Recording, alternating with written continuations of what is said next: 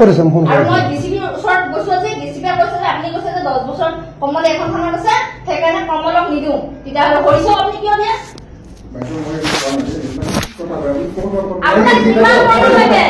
মোৰ মোবাইলত প্ৰমাণ পুৰা আছে আপুনি কালি মোক ফোন কৰিছে না মই সামৰি গৈছো আপুনি হেৰি হৈছে মই কমে যাব কথাটো আপুনি হাত দিছে নেকি কমল কোন ভাবিছো ক'ব পাৰিব কোন ভাই মই হাত দিছো বুলি তেতিয়াহ'লে সিসি কেমেৰা তোৰ ৰুমত নাই সেইটো ৰুমত কিয় নিলে চাওক ইয়াত মাটি কিয় মাতিলে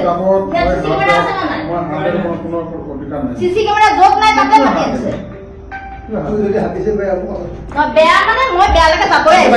মই পাঠশালাৰ পৰা আহিছো মই মিডিয়া নিউজটো বাইটো মই পাঠশালাৰ পৰা আহিছো মই দুটা আনসাৰ আহিছো গম পাই আপুনি বাইটো দিব নে মোৰ ঘৰত মুখত কোনে ল'ব বাইট দিম মই তেখেতে মুঠৰ ওপৰত মাৰিছে মই যদি মাৰিছো মই এটা অপৰাধী মই মাৰিছো মই কেৱল হাতে একো কৰা নাই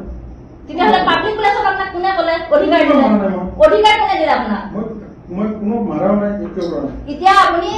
আৰু কি কৈছে জানে আৰু চাগে তামান বেক কৰিছে ইয়ালৈকে মই কৈছো ছাৰ তেখেতৰ মুখ চাই ডিউটি কৰিব মই নিদিওঁ কাৰণ ৰঞ্জিত দাসে লিখি দিয়া মানুহে তেওঁ ইয়াতে আহিছিল ৰঞ্জিত দাসৰ মানুহ এজন মই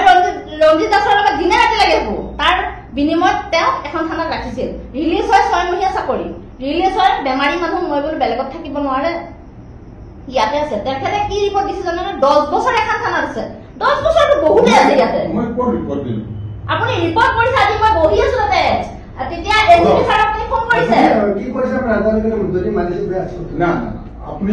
কাকো সুধিব পাৰে আপুনি এনকুৱাৰী কৰক কোনো নাই আপুনি এতিয়া ৰুমটো আনিছে কোনো মানুহে নাই আপুনিও নকব আছো বুলি নকব কাৰণ তো জানেনে এখন সংসাৰৰ দায়িত্ব কোনো ল'ব নোৱাৰে আপুনি এমএলএ জেনেৰেল ব্ৰাঞ্চত যেতিয়া গৈছিল মই বাইটো